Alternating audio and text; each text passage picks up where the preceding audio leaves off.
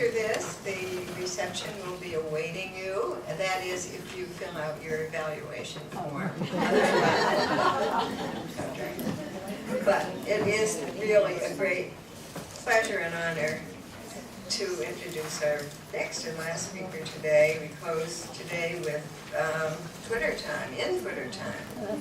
Whenever I think of the dramatic revolutionary changes in communications over the past 50 years, I can't help thinking of Marshall McLuhan's prophetic that the medium is the massage. The message, I say, should say, yeah, I usually, but it is message. The media that have become available over the past 50 years since he made that statement have radically changed our lives, probably for better and worse. We have more ways of knowing what we know today, but do we know if what we know is really true?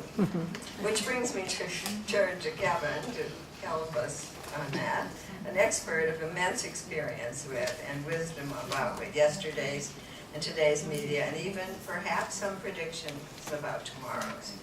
Kevin has been the head of the Moscow desk of the Washington Post, the president of Radio Free Europe, the president of National Public Radio, and most recently the dean of the College of Journalism at the University of Maryland. He's seen and lived it all in the span of his remarkable career, which still continues. We're indeed fortunate to have him to top off our University Day with a great title, A Quest for Truth in Twitter Time.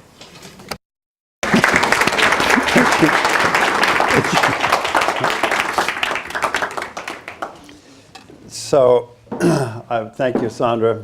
Thank you, Maury. Thank you all for being here. I think because we're starting a little bit earlier, we'll probably get out of university a little bit earlier by the end of the day. So I bring you that as an offering. As you see, we've got the logo up. I have to say, I don't have any slides. I don't have any video. I don't have a PhD.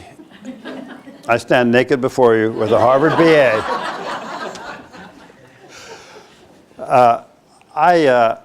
It's the role of the fourth person in a four-person sequence to look back at what we were hearing and what we were engaging in, and to try to move forward from that. This is very difficult to do in Twitter time, which is only 143 characters at a pop. That's 3. So I've got 140 more to go. What I want to say is that, first of all, I actually want to talk about what we just heard, that is to say, about braiding. Because we are so diverse. I want to ask people if you would just join me in a little bit of truth-telling. Does anybody in this room hold a U.S. passport? Has anybody in this room used their U.S. passport in the past 3 years? Does anybody here have any family members who live in foreign countries?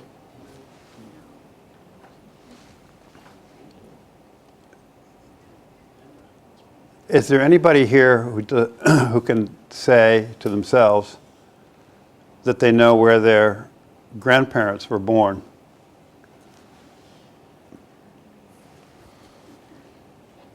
Could we say whether the grandparents were born in the continental United States, or were they born abroad, any of them? Both.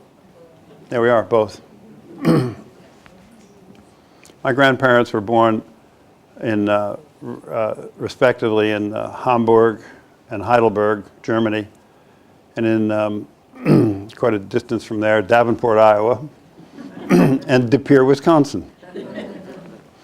Welcome to America. At lunch today, I was asking about the public schools in Scranton, and asking about the foreign languages which walk in the door every day.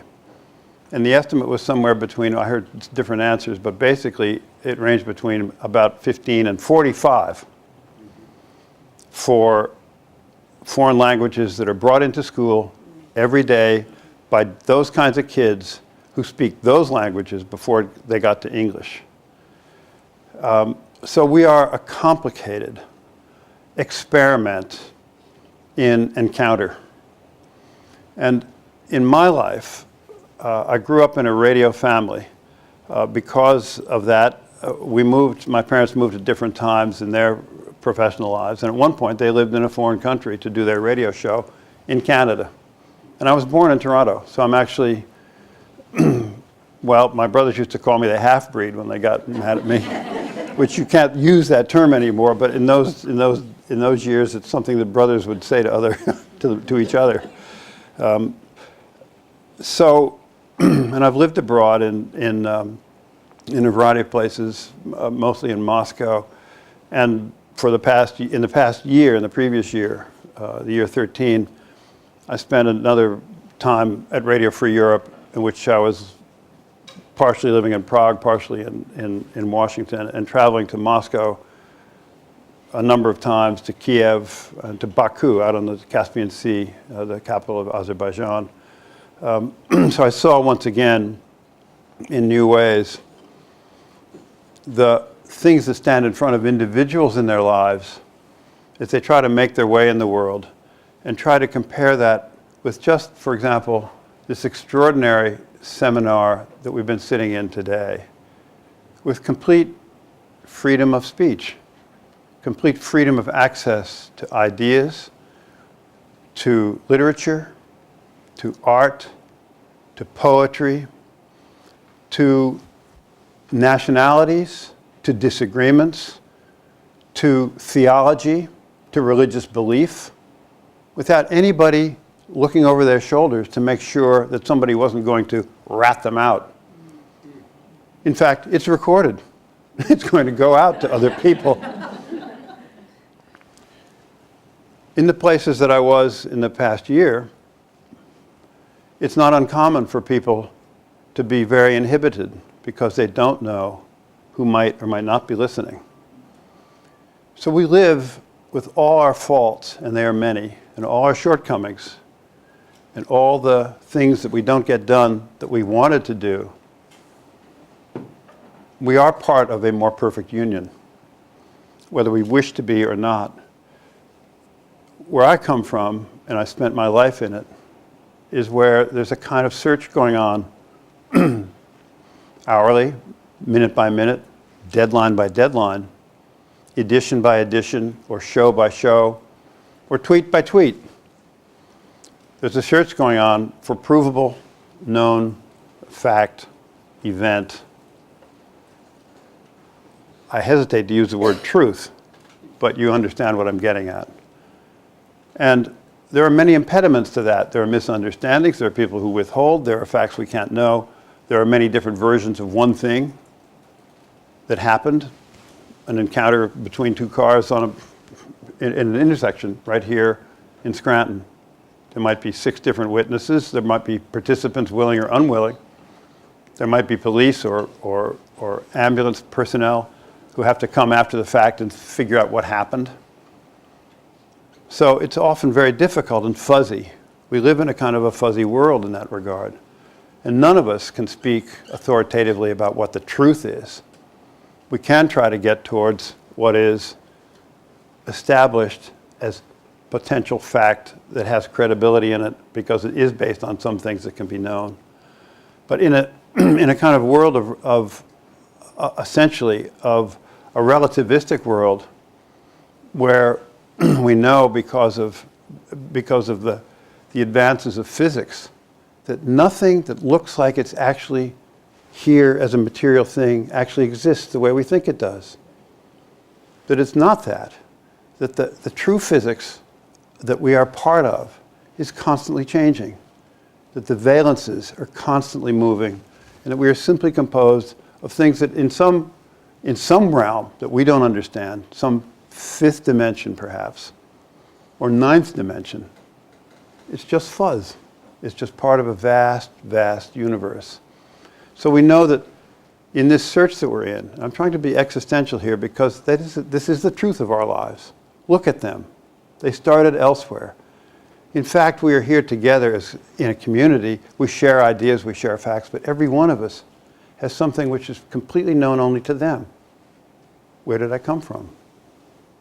What does Heidelberg mean to me? I've never set foot in it. In fact, I've never set foot in, I hate to say it, De Pere, Wisconsin. So we have to be very careful about what our goals are to be. And one of the things that I find is so important to us is to have access to what the authors of the amendments and the Declaration and the Constitution thought about freedom of speech. They didn't know where it would go. They had no idea. They did know what it had come from. And what it had come from and what their experience was, especially in the world which they encountered. And the best open-minded description of that world might be in William Bradford's Of Plymouth Plantation, where he speaks of how they landed on this far shore after an arduous journey in which some of them died. And they find themselves looking out, it's now fall, and they're looking out on what he called a sere and weather-beaten face as the New England autumn drew into winter, something they had never seen before in its severity. And that's what they encountered. And from we're talking about Plymouth Plantation. I'm not talking about the settlement in Jamestown or the earlier settlements in what became St. Augustine. I'm talking about a Plymouth Plantation because that is from there they moved and that became the center of the original white settlements that meant the most going forward, and then they spread across the East Coast. Without going into all the details of that history, the inspirations that they brought with them were inspirations of freedom to worship and freedom to speak as they wished. It didn't mean they wouldn't oppress others as they themselves had been oppressed. They knew that.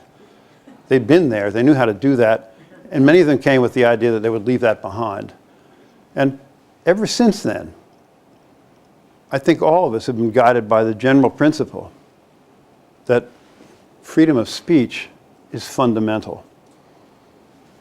In my life in the Soviet Union, we put our kids into Soviet public schools. When we came back from Russia, people would say to us, weren't you afraid they're going to be brainwashed? And I was able to say, they're the children of a journalist. They don't believe anybody. So we're starting at the same place every day. We started over. And even today, in the world that we thought was a different world because of the collapse of the Soviet Union, we find ourselves once again confronted almost at every turn by people who challenge the basic notion that is spoken so clearly and so directly and so simply, with no ifs, ands, or buts, it just says, Congress shall make no law. It's really quite straightforward. As I suggested in our earlier colloquy, they didn't anticipate freedom of FOIA requests, freedom of information requests. Many of us in my line of work put in FOIA requests to the US government or to the local government and find ourselves waiting for weeks or months before we get it out. Nobody anticipated that would even happen, that there would even need to be that. There weren't questions of immunity for reporters or for editors or for producers from the reach of the law. They understood that this was a dynamic space because theirs had been a dynamic space. It had taken them from the early 1600s when they first landed until the Zenger trial in the early 1700s to get to the First Amendment at the end of that century, towards the end of that century. That was a long piece of action. And they didn't forget it from generation to generation. They lived with it. There were pushbacks. They lost track of it. They brought it back because it was a resilient, powerful notion. And what we heard today, whether it was in Twitter time, which one, in my generation, when you think of Facebook, when you think of the adventures that our children and grandchildren engage in without even thinking about it every day. Where's mine? Right here. What do they do with these things? They use these to go to the world instantaneously, without any thought to what it might mean tomorrow, or the next minute, or in the next epoch of their lives. And to us, there's a kind of natural hesitation at that, even though, as a member of the journalistic tribe, I'm always looking for open access to everything. But I always thought people had a right to privacy. And one of the things about the declaration that's in there, it's as clear as it can be. It's like you'd struck a bell. What is this about? He wrote it. Life, liberty. What does liberty mean? It means the freedom to be private and to have privacy and to have control over your own liberty and to have others give you the liberty to have that privacy. And what was the third thing? But first it was written, pursuit of property. Remember? And he looked and he looked and he looked, and they thought about it and they were unhappy with it. Pursuit of something ineffable. If we can't guarantee the first thing, the possibility of getting to the ineffable of happiness is pretty much hard to get to. Because none of us here in this room or anywhere that we can think of can tell us what our definition of happiness is. We do know that that goal and that the possibility of getting there is only enhanced by one sure thing, which is freedom of speech. Because with freedom of speech come the others. Freedom to worship, freedom not to speak, freedom to speak what I think, to disagree with what you say. Those freedoms are essential to finding happiness. In the last year that I came in for a brief time in a return appearance at the Radio Free Europe, as I said. You know, I'd been there in the 90s, and it was a time of tremendous change with the breakup of the Soviet Union and the emergence, the reemergence of self-governing parliamentary democracies from the Baltics right down to the Balkans by people who had had it before. It's hugely important to remember that ourselves. How did they get there and have it before? Well, many of them had had the ability and the freedom to experiment with it in the interwar period between the First War and the Second War, in Czechoslovakia, in Hungary, in Poland, and so forth, and in the Baltic states. And they experimented with success or failure or indifference, but they had it in their thinking.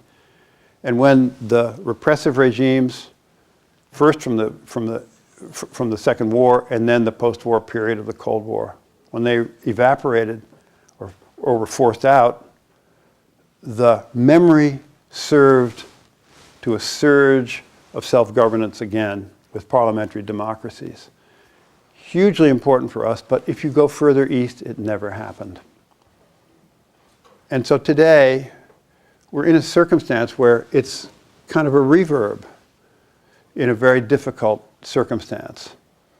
And the notion of what is freedom of speech is not clear to anybody in some of those places. And in fact, if they try to practice it, they're going to find out very quickly that it's very, very limited. It's limited to only a few people or a few outlets here and there. In the past 2 years or so, in Russia, almost all what had been the beginnings of and the continuation of independent journalism, which had started under Yeltsin in the post-Soviet period, slowly but surely, it's been pruned back very seriously and very thoughtfully by the regime to close it down to just a few minor outlets. But what I wanted to say about my return to Radio Free Europe, I started asking the broadcasters. These are 28 languages, not English.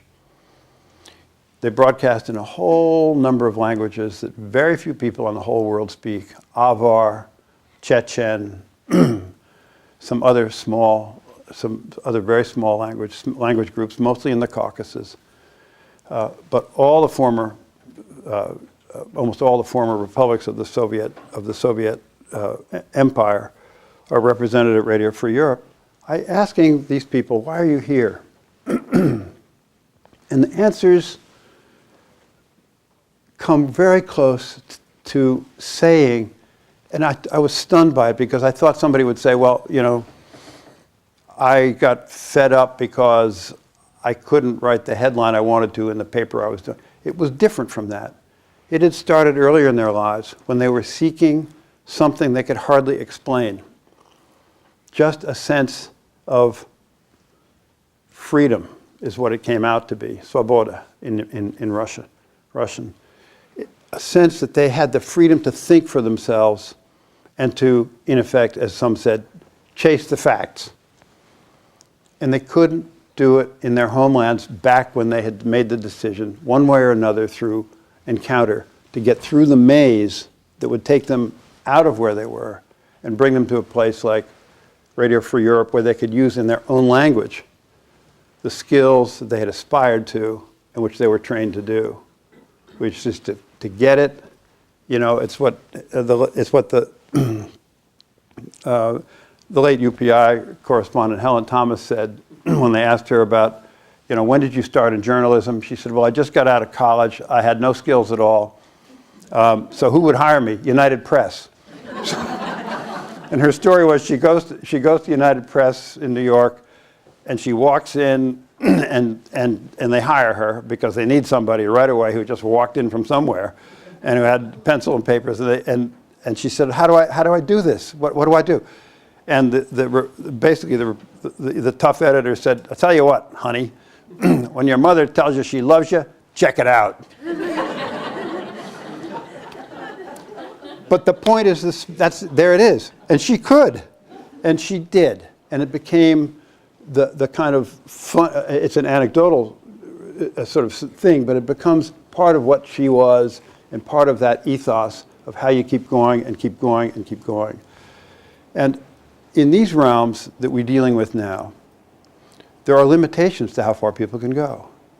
In this society of ours, with all our issues, with our fears, with the attacks that have taken thousands of lives, and with our foreign adventures, which have caused also loss of life in many, many directions, and here at home as well.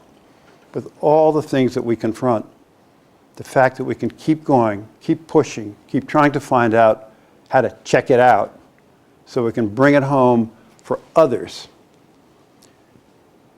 I think that's the blessing of where we are right now. And it's a human blessing, but it has a higher, really a higher ethereal, you could call it spiritual, aspiration to it. It's unique, and I think that's one of the reasons. I wouldn't say I revere it, but I say I do deeply respect it. The other thing I want to say is that, so let's talk about Twitter for just a moment. You know, Twitter, in the 143 characters, let's just think about our own human history. It's not so far away. When did people start using abstractions to record either things they had learned or things they wanted others to learn? They might have started with paintings, the Lascaux paintings and the other paintings in the caves which have been discovered since, in many cases, are extraordinary just in the art alone. The line of whoever those artists were is phenomenal. It is a brilliant line. We think of, you know, the Impressionists, or we think of the most lyrical artists we could think of, and they had it perfectly.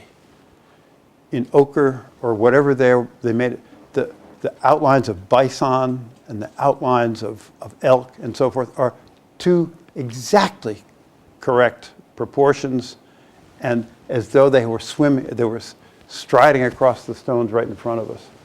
Astonishing, transformational expressions of humans wanting to convey to other humans something else other than by speech. But when they started, they were doing it in fewer than 143 characters. And they didn't have many different kinds of ways of doing it. They invented as they went along. So this thing isn't so new to us. But what it does do is it gives us all something that actually we didn't all have in the same power. Because it used to be concentrated. It was concentrated in presses, in telephones, in editors, in photographers, in people with recording machines to record audio and then video. You've got it all. How many here have these things? How many have more than one?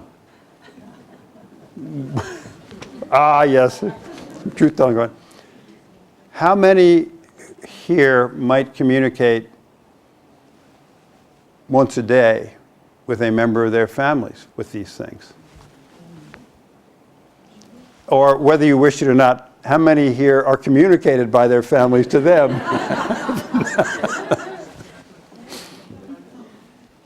So we have the most basic of realities. We can first of all bear witness, the fundamental act of existence. We've seen something, either felt it, or heard it, or seen it, or all of the above. The next thing is, having witnessed, we can bear witness. So we're in a different place now when it comes to truth-telling. And we can be scandalized that there's this, these things that erupt that are distasteful, that are violent, that are repugnant, and but now we can see them and we can share with our own feelings and with others around us our indignation, our horror, our revulsion. And we've just seen that in the videos from the NFL. That's just putting just 3 letters around it. It could stand for a lot of things. It's emblematic of something else. Some years ago, in one of the early encounters, there were put on these things via the World Wide Web, the beating of a young woman by the Taliban. You may remember this way back. This is now seems it's many violent months and years ago. But this young woman was beaten for whatever the infractions were, and it was seen by hundreds of thousands and then millions of views, apparently. And people were appalled that people would go and look at that. And I said to myself, yes, there are many reasons why people do these things, why they witness something, and why they're drawn to this kind of an event. But in that whole group, there are going to be people who've gone in there, they've seen it, and they never want to ever see it again. And they may be stirred in their lives to do something about that, either in the compass of their own lives or in the compass of the lives of others. And that changes the dynamic. We have in these things powers that give everybody the ability to bear witness in new ways. The journalism that is arising out of this is hard to predict. We don't know, and one of the great things is it's an experiment. Guess what? Life in every society is to some extent an experiment, even those as tightly held in and as tightly repressed as some that we know on the world today, and as well propagandized so that guided democracy is the wave of the future. It's like double talk. It's right out of George Orwell. Guided democracy. That isn't talking about a constitution. That's talking about a unified police force, courts, governance, taxation, you name it, all run for one purpose only, to hold people in power at the top. The very things that we were hearing about, the worries we may have in this society about, is that something like that going to happen where power is aggregated when we're not looking? So this tells us not only do we have powers, but we have to use them. And we have the responsibility and the possibility of using them in our own lives, whether it be with our friends, with our family, in sharing, in bearing witness for the purposes of what the goals were to, as was written in the preamble, to try to form a more perfect union. That's what I think was given to us. And I think our responsibility is to try to bring it back home. Journalism is full of missteps, miscues, failings. Guess what? It's a human endeavor. I'm not letting us off the hook in that. But I'm saying that the general progress that we have made in this society has depended upon clear thinking about things that we don't want to necessarily think about. And changes have happened in this society. In the past few years, the changes that have happened in freedom to marry, you know, they didn't write an amendment that said Congress shall make no law that keeps us out of the bedroom. Perhaps they should have, but they didn't. But what they did write gives us the place we want to get to. And this society is getting there. It's beginning to have a general notion of what equality is really all about. It's getting the state out of the bedroom. And it's doing other things as well. This can help us get there. It doesn't mean it won't be pushed back against. But we can use this in positive ways. Democracy doesn't leave us alone. Years ago, in the mid-90s, 1996 in fact, on July 4th, that exact date, the 200th, what was that, 220th of the Declaration, Mrs. Clinton was then the First Lady. She came out to Eastern Europe and she gave a talk to the people of Eastern Europe that was carried by Radio Free Europe, translated simultaneously in most of the languages and sent across out into the void. And she said, you know, democracy, you have to work at it every day. So see that? Somebody's calling. No, it wasn't about democracy. Oh, and you know, and there's something very real about that. When Václav Havel, towards the end of his extraordinary time as the president of first Czechoslovakia and then the Czech Republic, this remarkable poet, playwright, essayist, and martyr to the cause of freedom of speech, who had been imprisoned many times and deliberately put in some cases, down in like the double basement dungeon because his captors knew he had weak lungs. And they were perhaps hoping that he wouldn't emerge alive. But he said in this wonderful East European way, he was asked about democracy and what does it mean? Ah, yes, he said, democracy. Now we see the tunnel at the end of the light. Because it is so hard to keep it going the right way. It requires us to participate. So we have to ask ourselves, with all the things that we have in our lives, how many of us in the past 5 years have visited the offices of our local congressman or congresswoman? I can say that because Washington, D.C., we really don't have a member of Congress. That is to say, one who can't vote.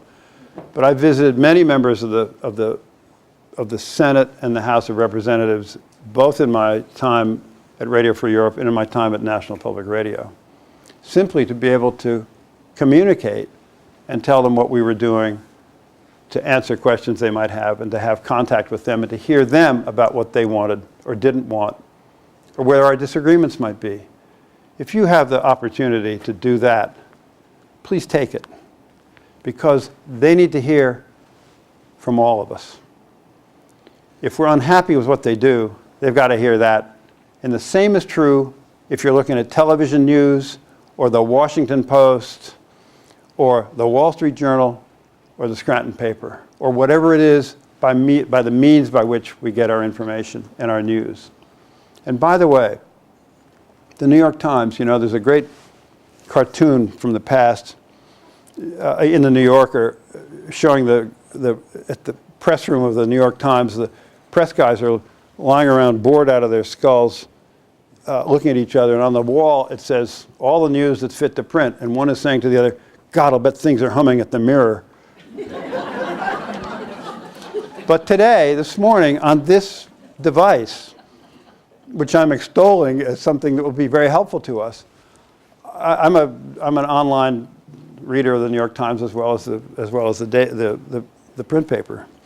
But they sent me a notice today, this morning. I woke up to it and I said to Deborah, my wonderful wife who's right there, who's been with me through so many things together, thank you so much. Yes. It said, Dear Mr. Close, NewYorkTimes.com, we have, for your consideration basically, we've assembled a number of articles related to your interests. And from our sampling of what you have looked at lately. And I thought, it's, you know, it's the worst of the worst. What happened to all the news that's fit to print? It's only the news they think is fit for me to read. The presumption is this is going to be helpful to me in my crowded life.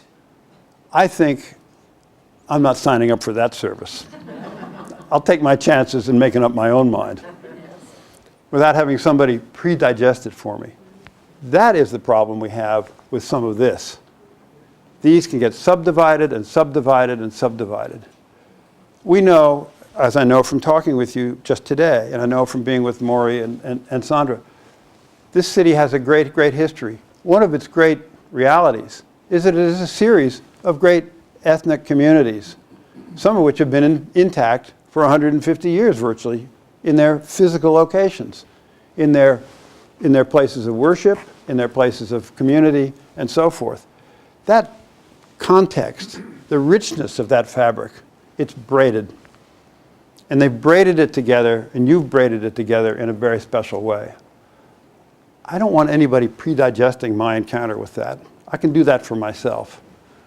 And so what I want to finish with is that the Twitter age, as Sandra said, it might be the best of times and it might be the worst of times going forward.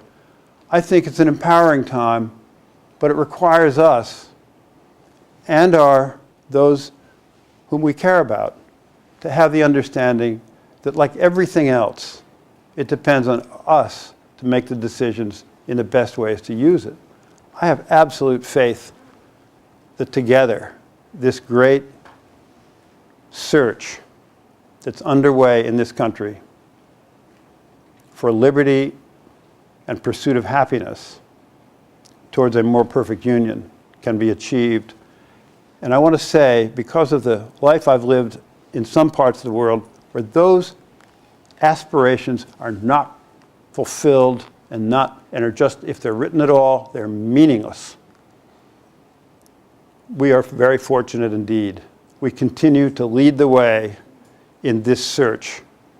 Nobody guarantees success, but the fact that we have this starting point, now more than 2 centuries old, has given us the capacity to move forward with knowledge of the past, with knowledge of our shortcomings, and with the help to form that more perfect notion of who we can be together. And by doing so, show that to the world. Thank you very much.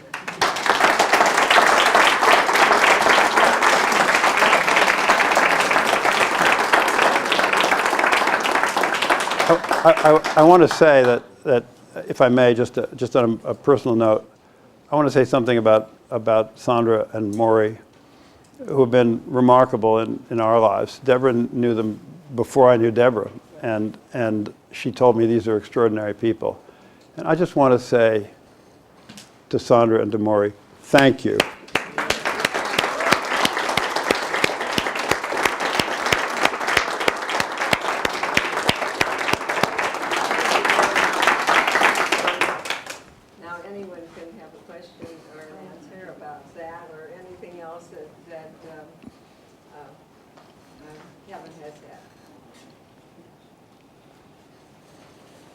because of technology, do you think that print journalism will be obsolete? Will print journalism be obsolete because of technology? To some extent, it's going to change, and it will not have it's not going to be as important as it was in the future as it has been in the past, I don't think. But I think it will continue to always be there because there are always going to be people who want the thing in front of them in the morning. Yes, exactly. Me too. And also, we love the feel of turning the pages of a book. We love the feel and the arrival of the magazine, whatever it might be, in the mail. Up there, it's like a high point of the week when it arrives because it's there for you. And that's different from the continuous high-quality feed we get. But just remember, at the turn of the century, from the 19th to the 20th, people like Joseph Pulitzer, the man who made a fortune, selling 8, 9, 10, 15 editions a day, crying it on the streets of New York, that was the early Twitter. They were just topping a story. And that's to some extent what this is about. But there are some examples on this that are developing, which I think show something different and something new. There's an outfit called BuzzFeed.com. It's one word. It started out doing I think a kind of sleazy version of cheap thrills, just videos and tiny little stories that were basically about gossip column and starlets and stars and so forth and so on, all that kind of stuff. It had no valuable content other than diversion and titillation. And about 4 years ago, they began to see that when serious things happened, that people were turning to them and looking for it, and they're hearing from people, they're not getting it. In the past several years, they've started to build a foreign staff. I've been looking at it. It's in English. You can get it. They've done some of the most remarkable, thoughtful reporting on Putin, Ukraine, which is a particular concern to mine, an interest of mine. The Guardian, you can go to The Guardian and get stuff. They got plenty of video you can look at, but The Guardian's long pieces on Russia, on Ukraine, and so forth, they've done extraordinary reporting. The New York Times is always going to do extraordinary reporting. And is it going to be on paper always? Well, I don't see The Guardian on paper. I used to get it years ago in Moscow in the mailed edition. And you probably all got it here. The Guardian Weekly used to come in an airmail edition, on thin paper. But now you can get it on these things. Doesn't cost you a thing. They may change that. So get aboard now. Yes. A corollary to the print question. For those of us who find wonderful comfort in our day when we hear those familiar voices on NPR, wherever we are, and it may be on our phones, but wherever we are, we hear those voices, and we know we can trust those voices. What do you see as the future of radio in news? It's a great question. What is the future of radio in news? Radio only emerged barely 100 years ago, just in the 1920s, as voice radio. Think of this country. It had telegraph wires spanning it pretty much. It had a railroad by then. And then suddenly,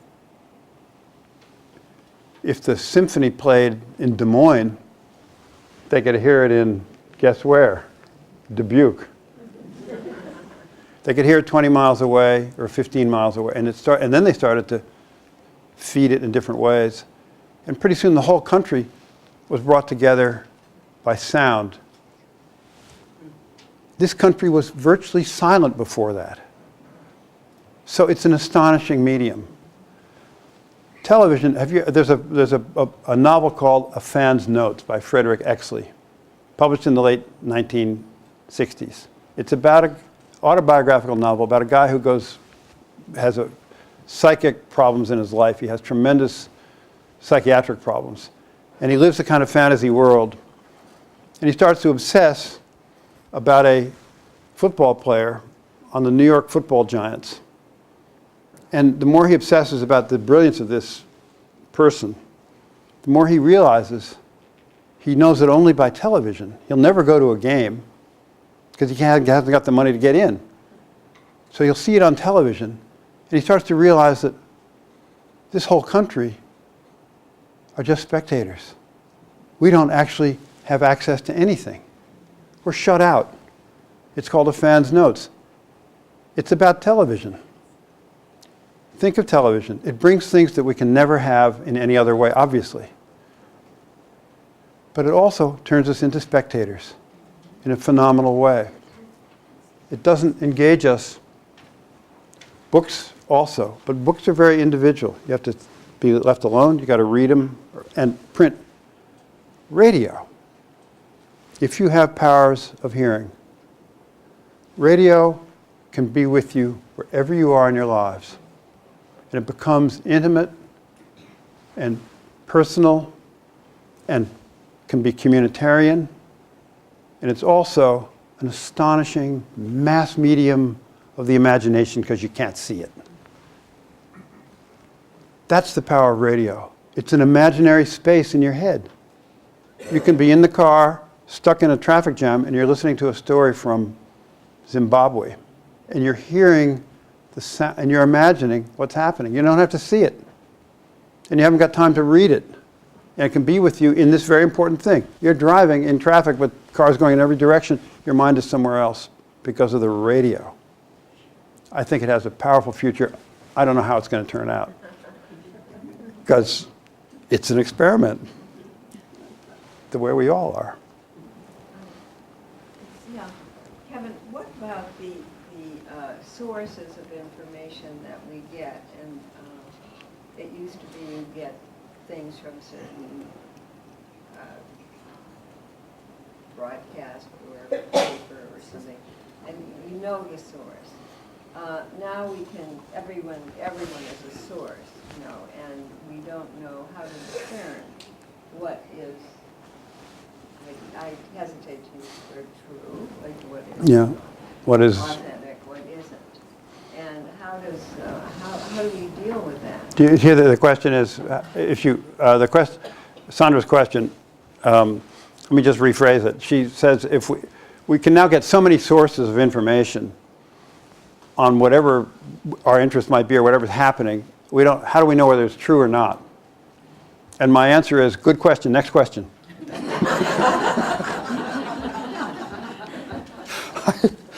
The answer is, we don't know. But we got to keep trying. And so you'll see in a lot of the Twitter stuff, there'll be correctives, but they come later, they come later, they come later. What they found at BuzzFeed, and what we know what they know at the Washington Post, my former colleagues, where I spent 25 years, they know they got to get it right. Yeah. And if they don't get it right, you know, they're going to lose credibility. And they're in a big deal now with Politico and everybody else. Check it out. Yeah, they got to check it out. And they got to tell you they're checking it out. Yes. So you told us the story about Helen Thomas. Yes. The question that was asked of her is, does your mother love you? And then check it out. Yeah. I think it's increasingly becoming, you know, from how I see journalism now, Yes. that the question is, do you believe it? Then go. Right. I think it's more than that still.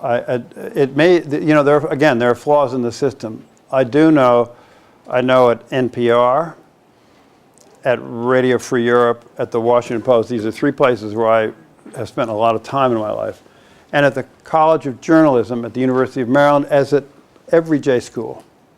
The emphasis is on getting the facts down. There are pressures in the Twitter world to get it out fast and then go check it. And there is that effect, but that doesn't go on forever because pretty soon there are enough sources out there that people will drift away from the things they find are inaccurate. They may choose to live in inaccuracy, but by and large, most people don't want that. And providers of this cannot stand up in the marketplace and say, people come to us because they believe in what we do, because we know it, we've checked it out. So the whole sequence pressures it, I believe, towards a search for veracity. Yes. Point of personal privilege. A point of personal privilege. Deborah, This actually is a question I've never asked my husband, so. so why are we asking it in public? Tell we're all ears. All is. So, Kevin, you have spent a lot of time with young journalists, and I was thinking in particular about a group of Chinese journalists that we had at home for dinner one night. Yes. And we had a group of young journalists from, I guess, from Russia. Yes, from Russia and Ukraine. And Ukraine, and then you've taught young students at University of Maryland, and I'd be interested in what you see in those different groups of young people who I assume they've all been in the Twitter world. How are they different and alike, or what are your comments about them? You know, I must tell you, we had we hosted a dinner of Chinese journalists, young journalists who were visiting under I think a State Department grant to the university. I can't say what their goals were. They were very happy to be. They're very companionable, very interesting kids specifically. But I can't say, Deborah, that I had a real take on, what these things meant. These that I've been speaking of, and the others. The two Russian kids and the Ukrainian kid burning to get it right.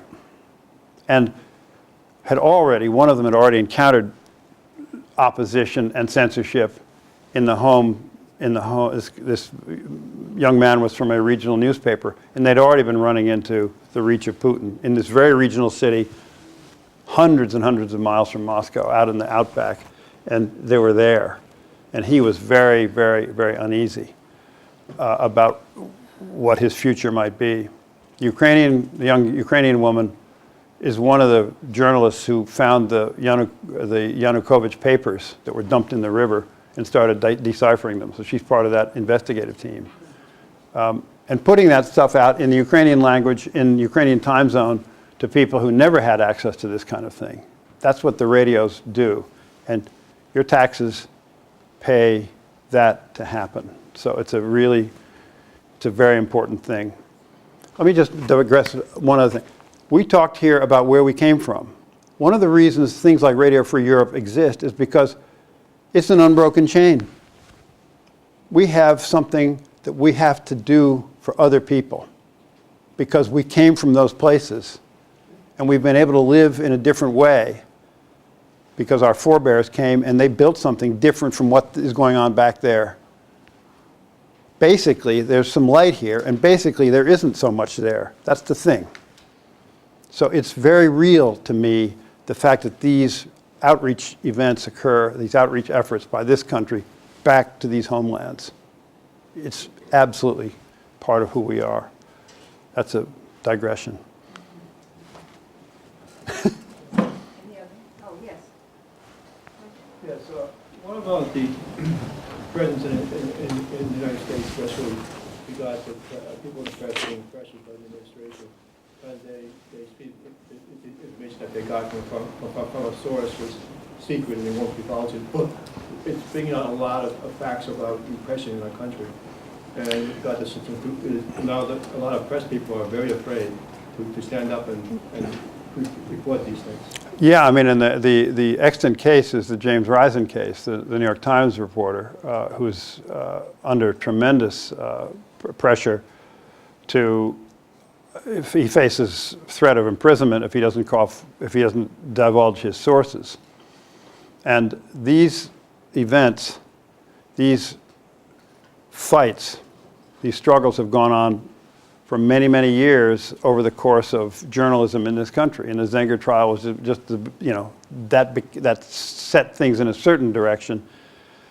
There are always going to be tensions and harshnesses both ways. But what's happened right now, there have been phenomenal revelations, endlessly fascinating and complicated, about the National Security Agency's massive surveillance and massive invasions of privacy.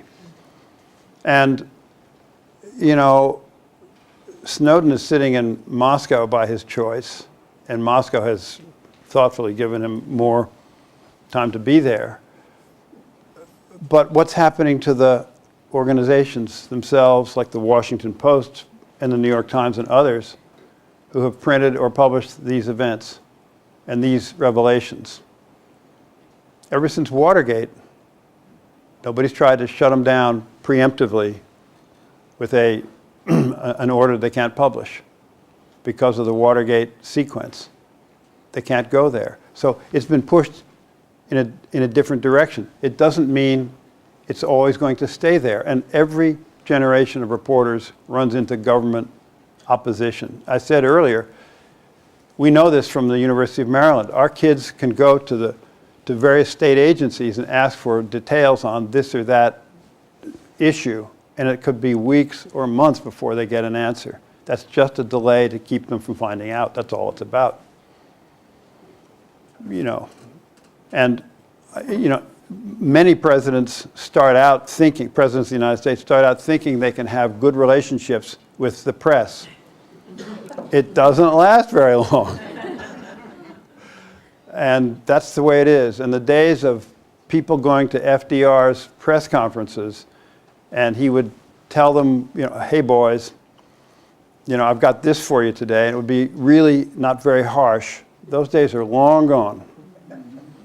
There's a real contentiousness between the federal government and the press.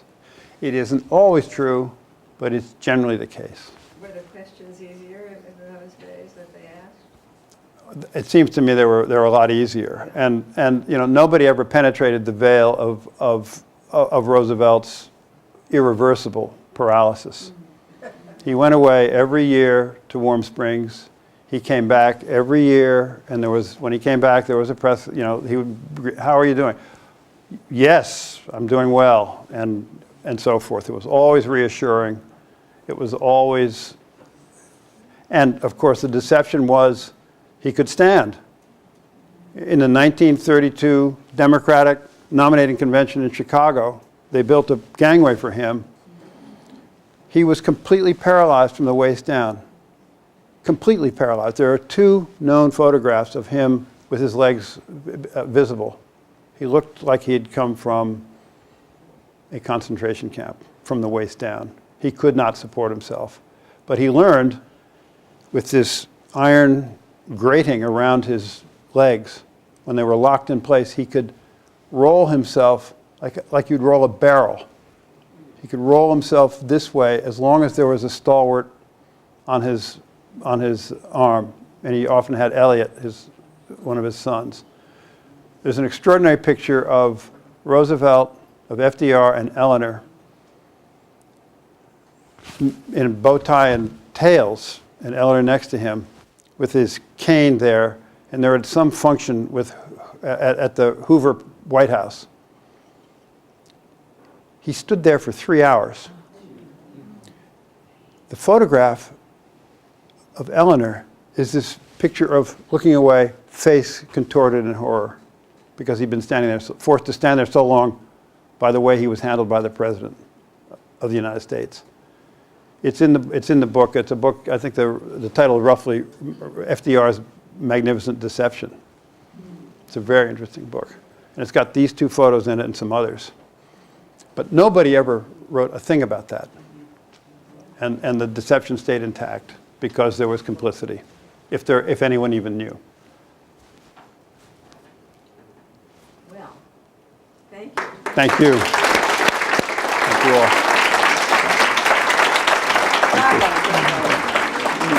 Thank you. Well,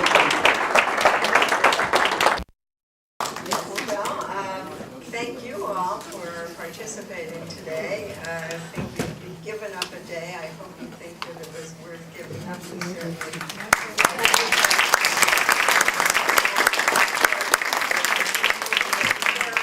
seeing you all at the programs. We've started, one course has begun. Our first World Affairs Luncheon will be on September 30th. Myers will be the speaker. And please come then and to all our programs, whatever you can make. And thank you for being here. Don't forget to do your evaluation and join us for a sip of wine.